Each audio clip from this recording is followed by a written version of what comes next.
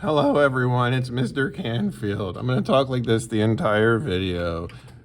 Hey, it's Mr. Canfield. We're going to get ready for our trig test. So I'm going to do two videos. I'm going to do one of the first one and then one of the second one. So this will be trig review video one, and then I'll do trig review video two. So if you want to just, yeah. Okay, so katoa. All right. So, katoa, that's the first thing you write on your paper if you're doing trigonometry. I'm gonna try to break a couple things down. This one's gonna go a little slower, second one's gonna go a little faster. So if I am trying to find the value of the trig function indicated, let's see, cosine theta. So here's theta. So we know that if that's theta, then here is my opposite side. Here's the right angle, and the right angle points to the hypotenuse. And then the adjacent side always connects the hypotenuse and theta. So this is my adjacent. So you can do that for every triangle that you see today. Every single one, we can do this. Specifically, this question is asking for cosine.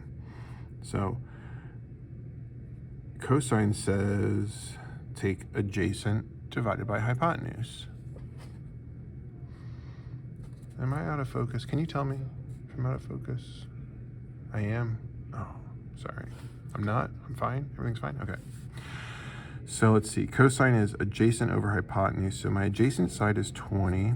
My hypotenuse is 25. And yes, this fraction simplifies. No, I'm not simplifying it. I'm really trying to emphasize what we're focusing on here, and that's just building the fraction. So you don't have to write all that when you do this, but you can. Then when we get to our next one, oh, hold on one second. When we get to our next one, let's see, number 2, it's asking for sine of theta. Well, I know sine is opposite over hypotenuse, so if I'm able to look at this and determine where the opposite and hypotenuse are, I don't have to do all this. So let's see, sine theta, let's see, there's theta, so here's opposite. Here's my right angle. Right angle always points to hypotenuse. Oh, so we're done. Because sine uses opposite and hypotenuse. Yeah, that's the adjacent, but I don't need it. Opposite is 8, hypotenuse is 17, so that is 8 over 17. All right, our next one, cosine of theta. So cosine, we know, is adjacent over hypotenuse. Well, here's the right angle again, pointing to our hypotenuse. And our adjacent connects theta and the right angle. So hypotenuse and adjacent, A over H, so 24 over 25. And then our last one is asking for tangent. Okay, so if I'm trying to do tangent, I will just quit. No, tangent is opposite over adjacent. So, and again, you can always go and do all three, but if I know which ones I need, I know tangent's opposite and then adjacent. So here's my opposite, here's my adjacent. It's 5 over 12. Done.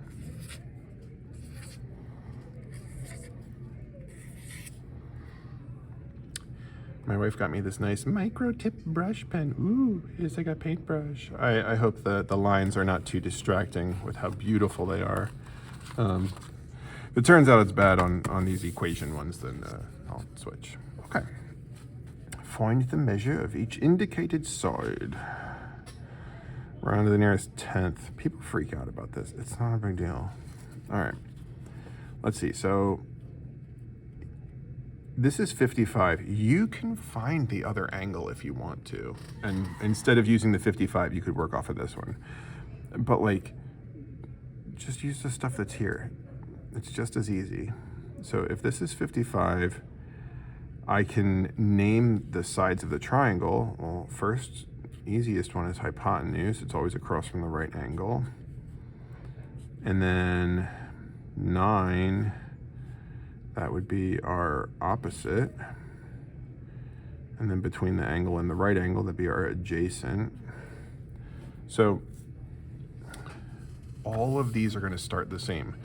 We're going to set up an equation. My angle's 55. I have H, I have O. Here, actually, let me save myself some scrolling.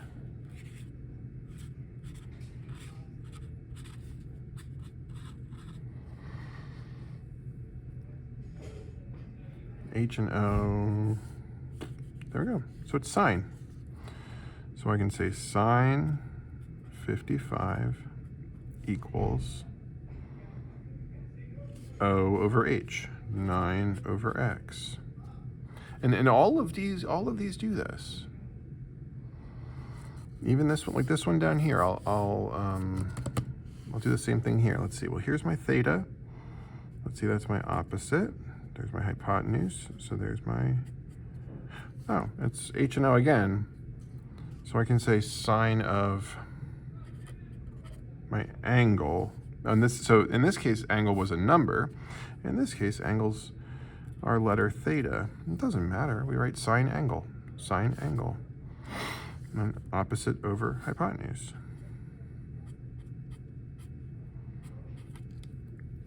It's the solve from here where things take different directions, but it's the same idea at the same time. I want to get x by itself in this one. I want to get theta by itself in this one. So let me see what I can do. Well, I can multiply. So it's 9 divided by x. So I can multiply both sides by x. That'll cancel out the x on the right-hand side, and I'll be left with x times the sine of 55. And I like to remind my students, wait, if you're listening to this, you're one of my students. I like to remind you, x times a number. Sorry for that swear word there. X times a number is equal to 9. So if I want to find out what x is, I can just divide both sides by that number. Divide by sine 55. Whatever 9 divided by sine 55 is, that's what x is going to be.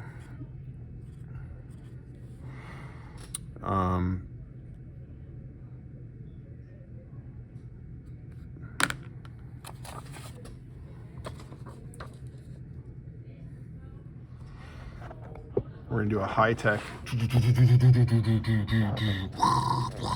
Wow, so cool. All right, so we're going to do 9 divided by sine 55. So I went to Desmos. I'm at the College Board version because that's what we're going to be doing. But remember, first thing you want to do is come over here, and I'm going to change it to larger font so you can see. And I'm going to go down to, I don't want to be in radians mode. I want to be in degrees mode. So we're in degrees mode. I'll come over here, and I'm going to type in 9 divided by sine 55. So you can use the on-screen keyboard if you want. Oh, my paper's in the way. So you can be like 9 divided by, then you look functions, sine 55. You can do that. I got 10.98. Or you can type it all out. It's just a matter of personal preference. Why? Nope, don't show the keyboard. Let's see, 9 divided by sine. Okay, it's identical. Okay, so that's going to be my answer to number 5. I'm going to get 10.986. So one way I could write that is I could write 10 point, and then I could do 986. I could do 10.99. Because of the 9 nines, this is going to round up to 11. I could say 11.0. I know it says round to the nearest 10th. I don't. Oh, I guess the 6 is supposed to be a. The number after that's a 9, so that would round up to a 7. But don't lose sleep over rounding. I've been saying recently, if your rounding is horrendous, maybe you'll lose a whole point on the entire test. Like, this isn't a rounding test. Okay. Let's see.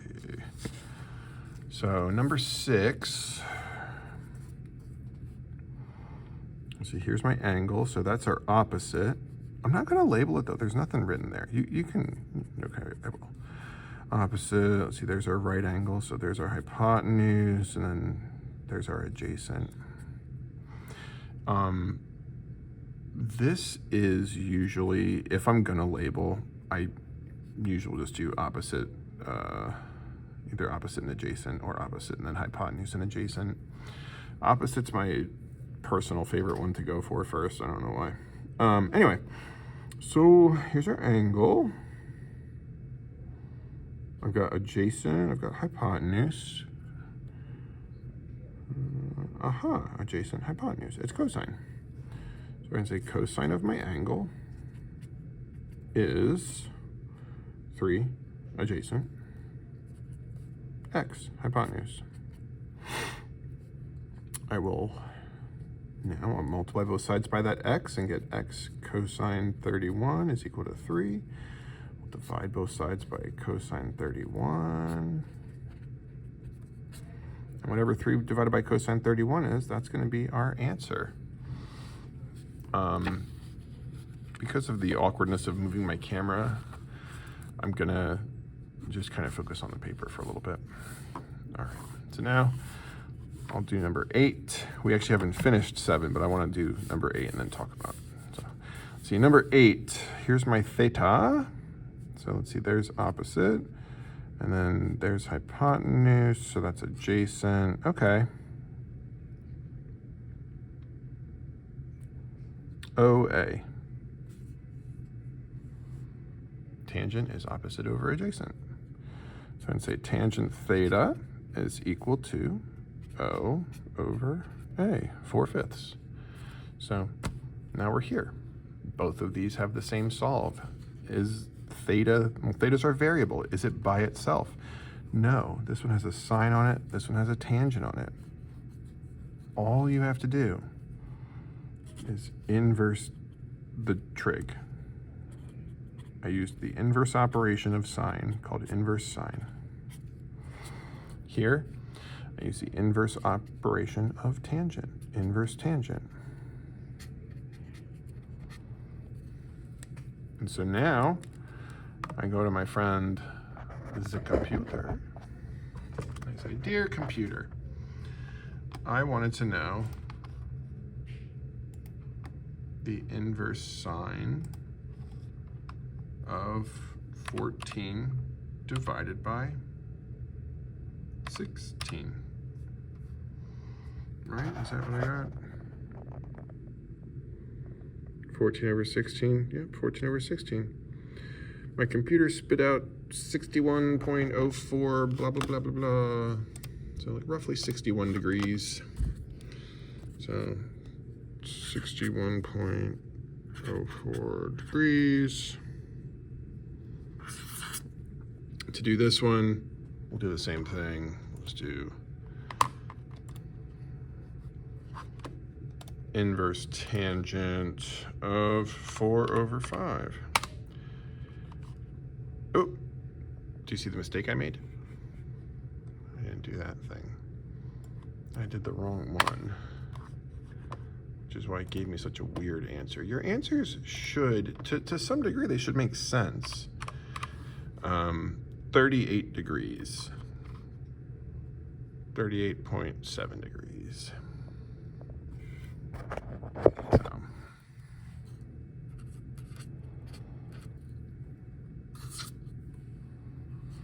All right. Sorry for you completionists out there. Let's see.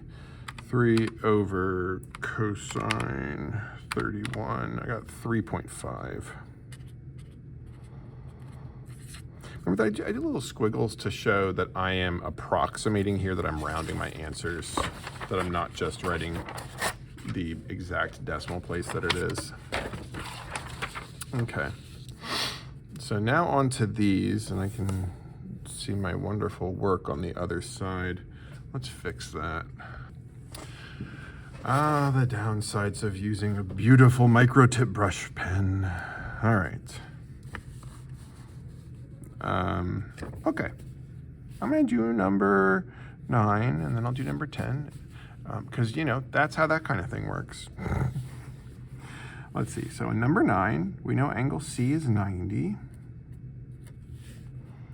Oh, we're solving the triangle. That means we're finding all the pieces, and we start with a few. Oh, I start with a 10 and 11.6. What's a 10?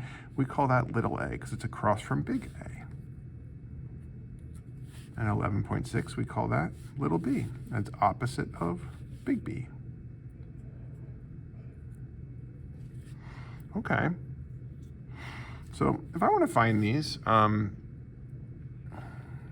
can use any strategy that I have that works to find missing things. The choices are really pretty open here. So something I've started doing this year is yawning while I'm filming videos. It helps my students stay awake. No, excuse me. Something I've started doing is I actually just redraw, I draw the triangle and do like a little mini problem. So I'm either looking for this side here or one of these angles.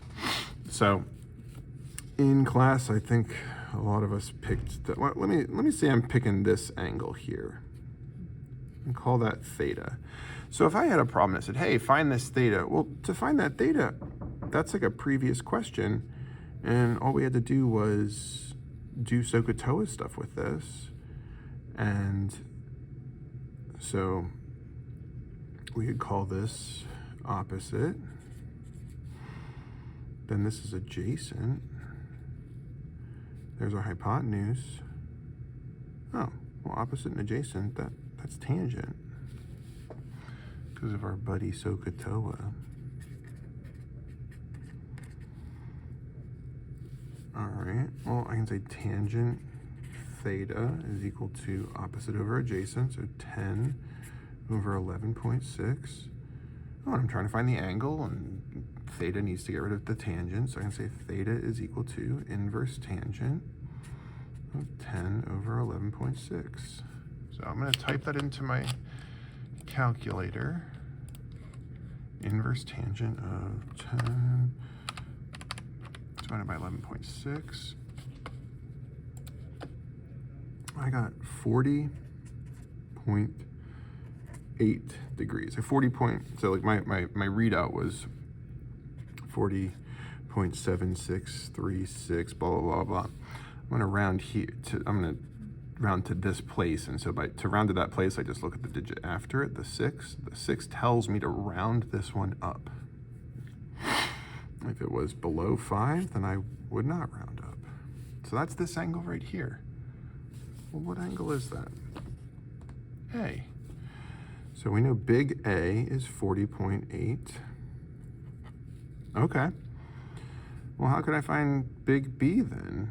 I could do all this again, but instead of having the theta there, I could have theta here. And I could go through and I could do all the work and I could get there. That would be a perfectly valid way to do this. Another way to handle this is I have a triangle. I have 3 angles. I know 2 out of the 3 angles. Well, gee, what if I take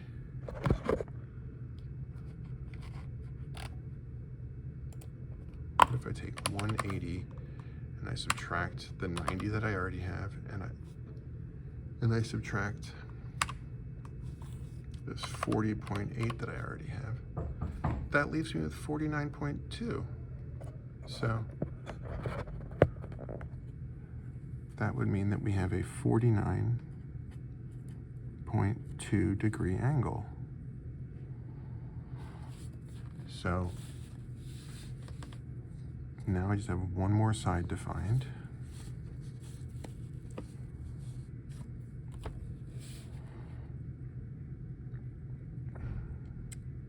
there's lots of ways that I could find that side. One of the ways that I could find that side is, hold on one second. All right, hey, I'm back. So, yeah, instead of doing all this trig, I can just do subtraction there. Okay, so again, if I want to find side C here, one way to do that for this problem is to, actually, let's, yeah, no, you already, okay, is, hey, let's take this triangle. Let's say, hey, okay, C was this side up here. If you remember, like on the previous page, when we're trying to find sides, like what did we have in these situations? We had the side we were looking for and another side, and then one of the non-right angles, one of those two. We had a side, a side we wanted, and then one of the angles. So you can take your pick and just make yourself a mini problem with these. Okay, well, well, here's my right. I know that A is 40.8. And as long as I have one other side here, I've got a problem just like on the other page. And to make this most beneficial, I'm gonna make sure I engineer this to be what I can't even. Okay, never mind, sorry. Okay, I'll just use the 10 then. Because why would I use the 11.6 when I can use a 10? I wanna use an easier to write number. Okay, well, let's set this up now. Trig, SOHCAHTOA. There's my opposite. There's my right angle, so there's my hypotenuse. So I could say, let's see, opposite and hypotenuse, sine.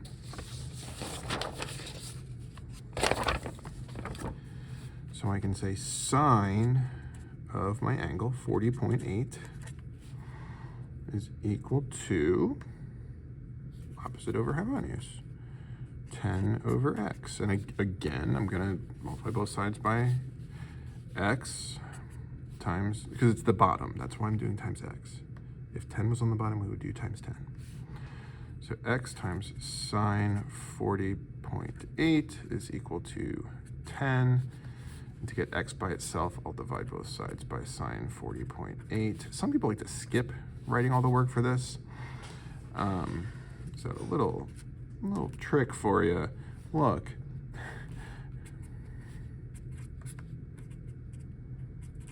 Have you noticed this? Sine 40.8 is equal to 10 over x. How do we end? The x and the sine have just swapped places. That's all that happens there. Okay, if I do 10 divided by sine of 40.8, and this depends on what you rounded to.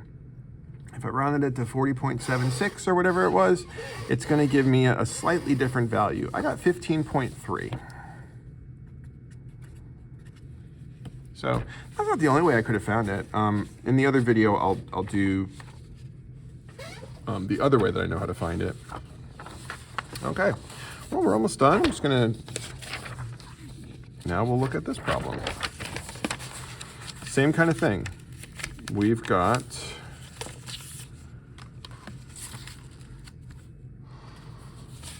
I did not budget my time super well. I might not have enough time to do the other video. I'll just, I'll see what I can do. Okay, we're gonna try to solve this triangle. Oh wait, that was 15.3.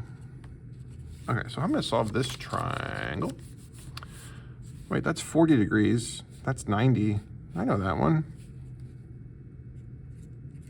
Right? That's how we get 180. Okay. So now I just gotta pick. Do I wanna do this side or this side? It doesn't matter. You need to pick. You really do. I'll pick this side. I'll say I'm getting that one first. So, oh, I didn't draw a new triangle. Oh no. It's all ruined. Nah, I'll just do this. Okay. I'm just kidding. It's not remotely ruined. Okay. Do you want to go with the 40 or the 50? to get this x. Like, just notice, it's all just you pick. What do you want to go with? Pick one and stick with it. So like, let's say, so C was 90, B was 40, A was 50, and AC is 11. Oh, that's little b. Little b is 11. Okay. So,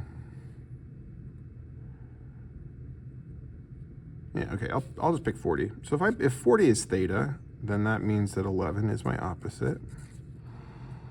And here's my right angle to the side, so this is my adjacent. So if I picked 40, I would get tangent of 40 is equal to 11 over x.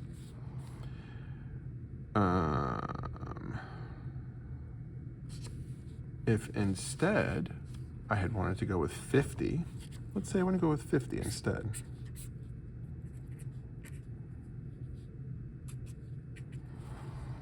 How's it going to be different? Let's see. Well, if this is 50, here's my opposite. Here's my adjacent. Opposite and adjacent have traded places because I'm using a different angle. And so now I'm going to be saying tangent of 50 is equal to x over 11. Nope. No, it is. It is. Opposite over adjacent. Yep. Okay. So these both actually have the same x value. In this one, I end up multiplying and dividing like we did before, and I'll say x is equal to 11 over tangent of 40. And this one, well, x is over 11. I can just multiply the 11 and we'll be done. 11 times tangent of 50. In both cases, this is the same number. It doesn't matter which way I did it, which is why I say you have so many choices, because it's getting the correct answer doesn't depend on you taking the exact same route. It depends on you getting the exact same answer.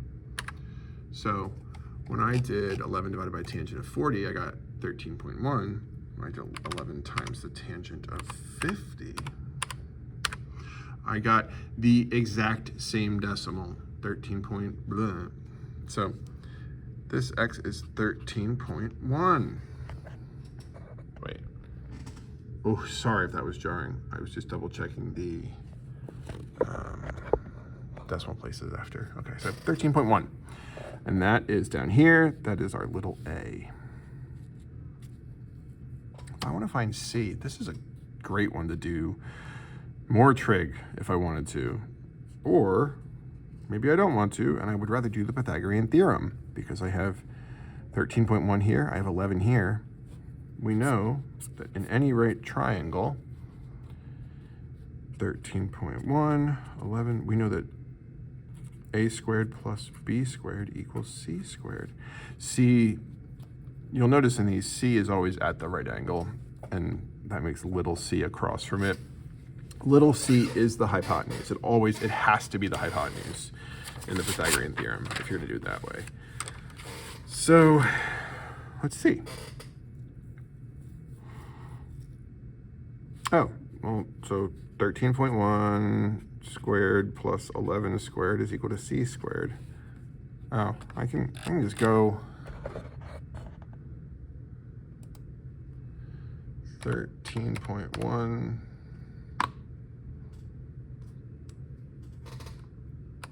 squared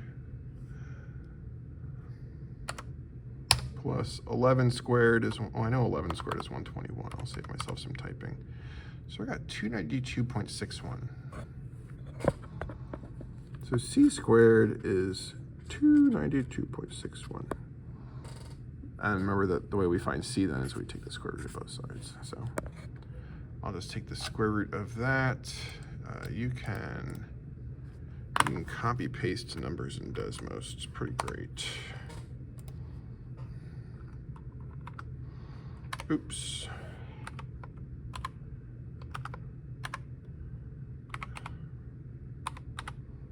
Dang it. Okay, so let's try again. Let's paste it in here. Okay. 17 17.1.